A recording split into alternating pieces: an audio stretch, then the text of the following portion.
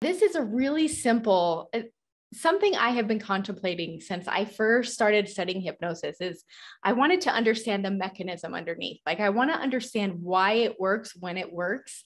And I don't completely know that I've come to the correct conclusion, but the ideas that I have about this have served me well in utilizing self-hypnosis for myself. And one of the things I want to tell you right away is this is not going to be a presentation about how to go into trance, because I don't believe, and I know those of you who are hypnotists in this room likely agree with me, I don't believe that you need to be in a trance to experience hypnosis.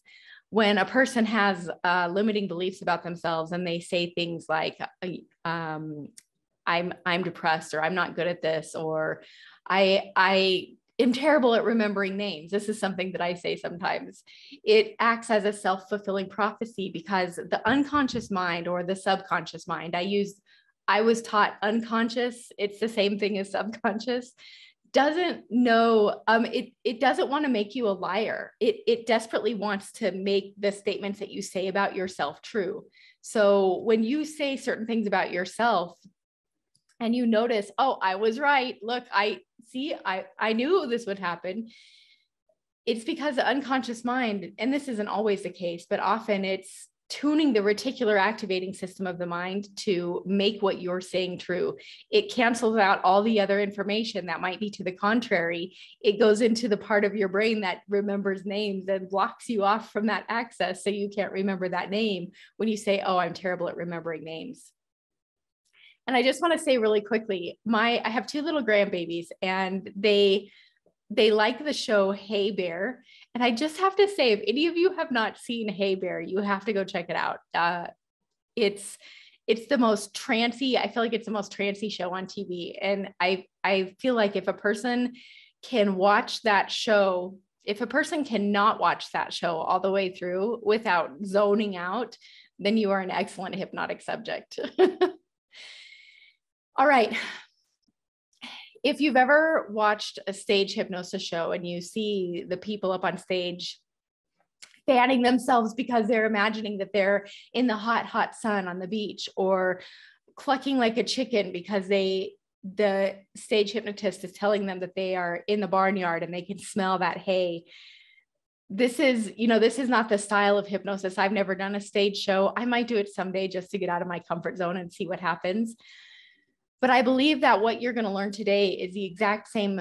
You're going to be able to utilize the exact same mechanism that a stage hypnotist uses on stage to bring an experience to life in such a realistic way that the unconscious mind doesn't know the difference between reality and make-believe, and it acts on those suggestions. If you have ever watched a movie and been so immersed in the movie that you jump when the bad guy appears, or you cry when the family dog dies, then that is hypnosis. You are so immersed in an experience that your unconscious mind thinks that it's really happening right now, when it's just something that is up on the TV screen or the movie screen.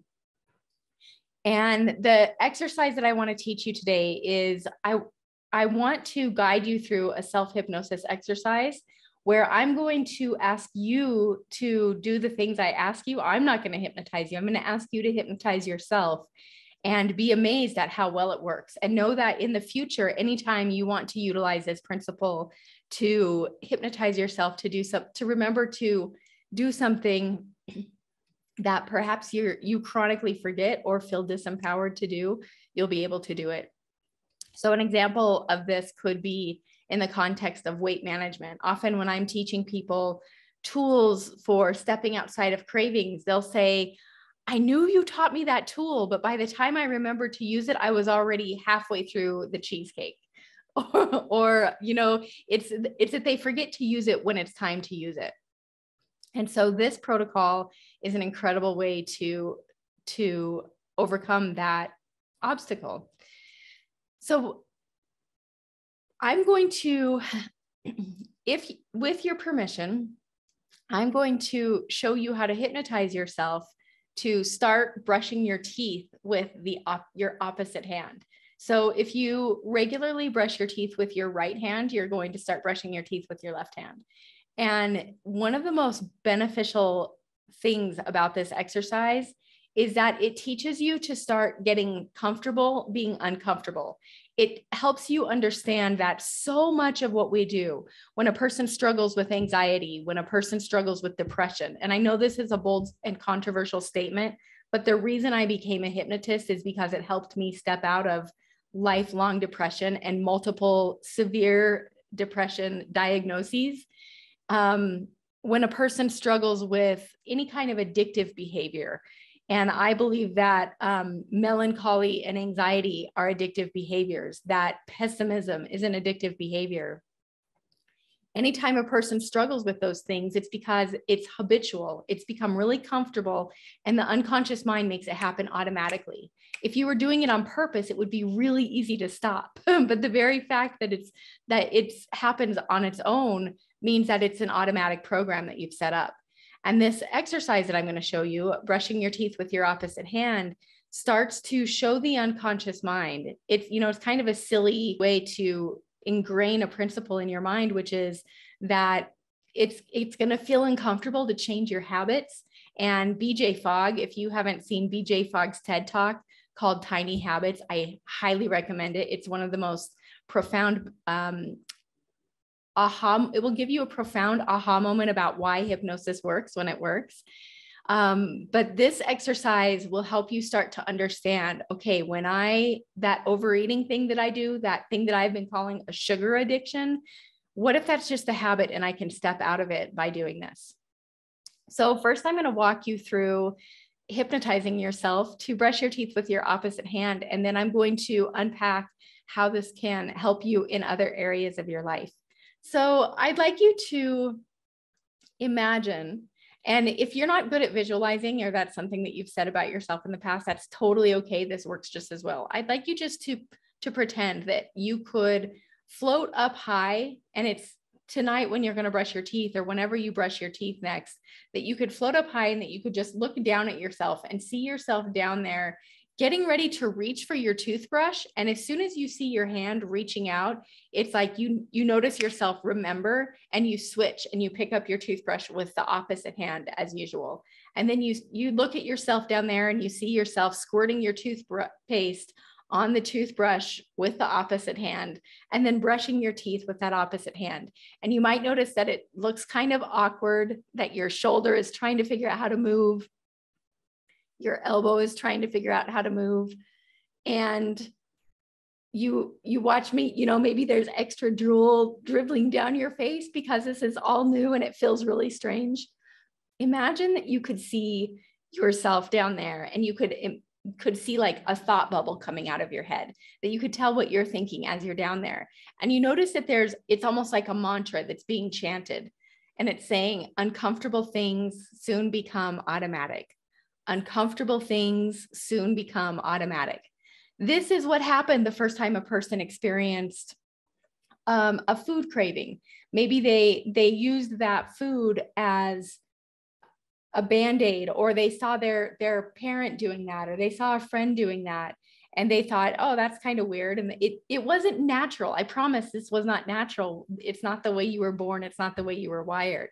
But you tried it on. It maybe felt a little weird. Or maybe felt really great, and you tried it again.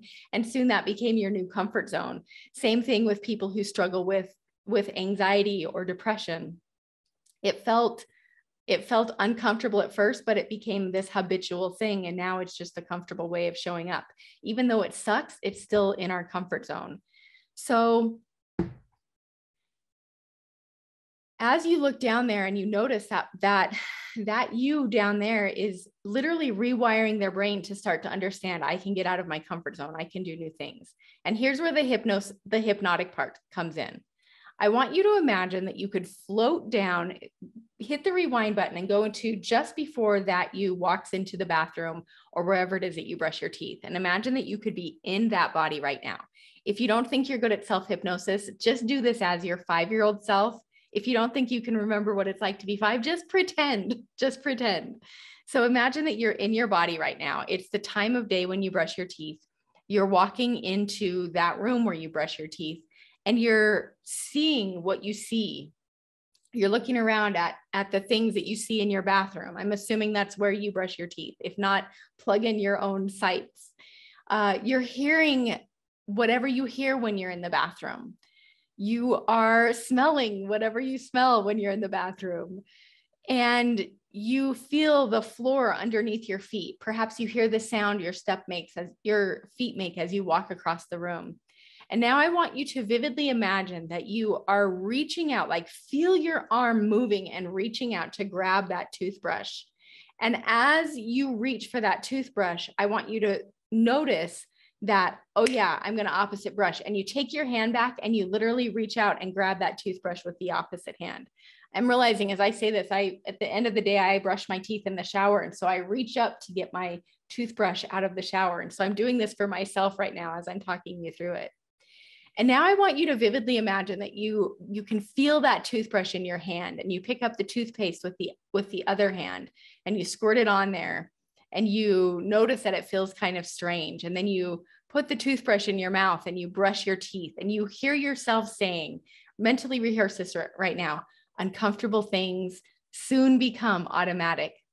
Uncomfortable things soon become automatic. Another mantra you could plug in is, with repetition, things become automatic. That was clunky. That's the first time I've said it, but plug in your own mantra there. And then imagine rinsing that toothbrush, setting it back down with that opposite hand, and just telling yourself, I did it. You recreate what you celebrate. And BJ Fogg, in his Tiny Habits book and in the Tiny Habits TED Talk, he's a Stanford professor that has studied behavior change and why behavior change works when it works. And he says a key component is that you celebrate your victory afterwards. And this doesn't mean going to get a pedicure because you made a good choice. It doesn't mean going to get a massage. It's just a simple yes, because that lights up the neural pathway that says, make this automatic, make this permanent. And I've taught this, I've been teaching this technique for years. It was part of the weight loss program that I did when I first started doing hypnosis. And there are people who took that training who still brush their teeth with their opposite hand and they don't even think of it. It is just automatic. So you'll be amazed. And when I say soon become automatic, your mileage may vary. So another thing that BJ Fogg teaches is this idea of 30 days to create a habit, 60 days to create a habit, whatever you've heard, it's complete BS and it is not backed by science. The fact of the matter is that the more you celebrate your forward momentum, the more you celebrate those tiny little micro behaviors that lead to the desired outcome. So if it was in the context of weight management, every time you use a technique to step out of a craving instead of going in and having that chocolate, and you celebrate yourself, the more you celebrate yourself and the more you let yourself feel a celebratory emotion, the more quickly that new behavior becomes wired in. And it can actually happen much more quickly than 30 days if you celebrate the heck out of yourself. So that's a key part. So now I just want you to mentally rehearse this once more and know that right now what you are doing, and I know many of you in this room know this, it's called future pacing. And this is a key part of why hypnosis works when it works, is you are mentally imagining when you're going to plug it in. So a person who struggles with, who finds himself halfway through a slice of cheesecake before they remember to use this is a future pacing problem. So when they start to really associate in, which means to act as if it's happening right now, to a food craving, and imagine using a tool that you might give them. And I can talk about this in a future presentation if you'd like.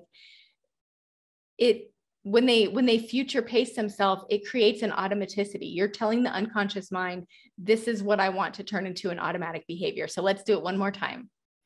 I want you just to imagine that you are just about to walk into the place where you brush your teeth and that you are in your body. It's that time of day. You are seeing what you see, hearing what you hear, feeling what you feel, smelling what you smell. As you walk into that bathroom and you look at your toothbrush, you notice your hand starting to reach for it, and immediately you switch and you pick up that toothbrush with the opposite hand. You squirt the toothpaste on it, look down and see yourself squirting that toothpaste on the toothbrush. Feel the way your body moves when you squirt that toothpaste on that toothbrush, and then you set the toothpaste down and you brush with that opposite hand. Feel the feeling of awkwardness, feel the feeling of uncomfortableness, and imagine that you could hear yourself saying, imagine your voice, that you could hear your voice in your mind saying, uncomfortable things soon become automatic. Or it could be some other mantra. It could be, I can change my habits. I can rewire in new habits. I am excellent at self-hypnosis. You can't move your mouth right now anyways. You're going to be thinking at something. So you might as well just like make that decision with intention and make it something powerful and positive. Okay. And now I invite you, let's do this. So imagine you're done. You brush your teeth, you set that toothpaste down, that toothbrush down, and you say, yes, I did it. And just tell yourself, good job. If you get in the habit of telling yourself, good job, you will be amazed. That one piece of like, that is self-hypnosis in itself, just to be kind to yourself and encourage yourself and acknowledge yourself when you do something right. It has the opposite effect of beating yourself up, because every time you beat yourself up, you're focusing on the thing you did wrong. You are assuming the identity of a screw upper, and you are actually reinforcing that unwanted behavior. Guilt is completely worthless, you guys. It's so freaking worthless. And when you say, why can't I get this right? You are literally future pacing yourself to continue screwing up.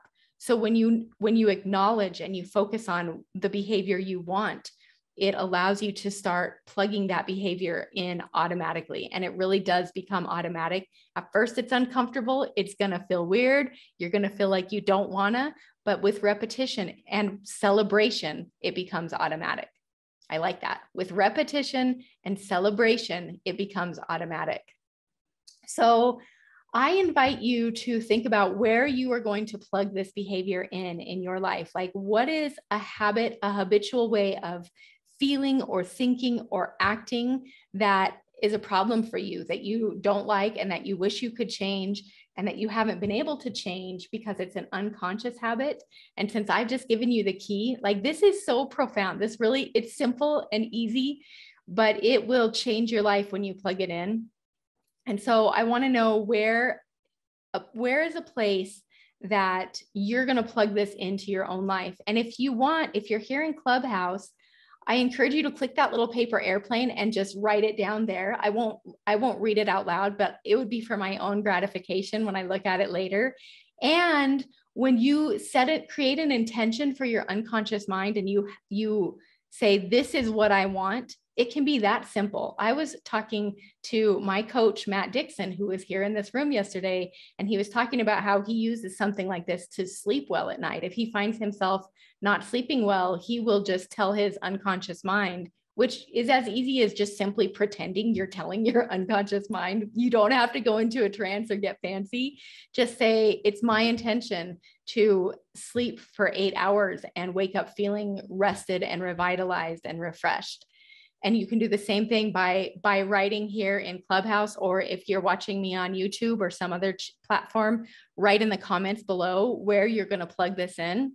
If you don't want to announce this publicly, you can write it on a piece of paper, or just tell your unconscious mind, it's my intention to turn this habit that I have been stepping into this habit. So it could be that depression habit I had. And notice how I worded that depression habit I had. That puts it in the past tense. When you take ownership of it and say, my depression, all of a sudden, man, I can feel that even just saying that. Cancel that suggestion. But when you take something on as an identity, it becomes sticky and you can't get out of it. But when you say, that problem I used to struggle with, my intention is to replace that depression I used to have with joy and optimism and forward momentum. And I've really been noticing, even the past couple of days, I've been so aware of wanting to, like, immediately after feeling good about something. I just finished a huge project that I've been talking about on these videos, and I'm at the very end of it. And I'm celebrating. I'm so freaking relieved to be done with this project.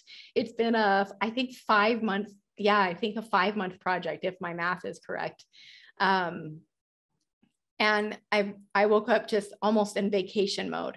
And yet I find myself starting to worry about, oh, this little thing gets in and I worry, or this little thing gets in and I feel discouraged, or this little thing gets in and I think, oh, that's probably going to go terribly. And it's like this habitual thing that our unconscious mind does. It's human nature. And I believe that we can step out of it with the tools that I showed you in this room today. So I hope you've enjoyed this. If you're watching me on YouTube, I am on a mission to see how soon my channel can go viral. So I encourage you to subscribe. If you want to share this video with someone, I would absolutely love it. And leave a comment below about how you enjoyed this video. Let me know if there are certain things that you want me to talk about in upcoming presentations.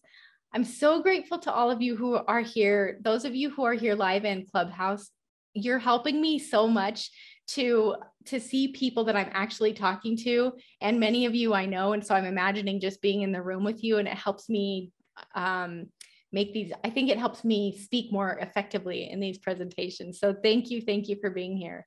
If you're in Clubhouse, I do these rooms every Monday and Wednesday at the time it is in your time zone at the top of the hour.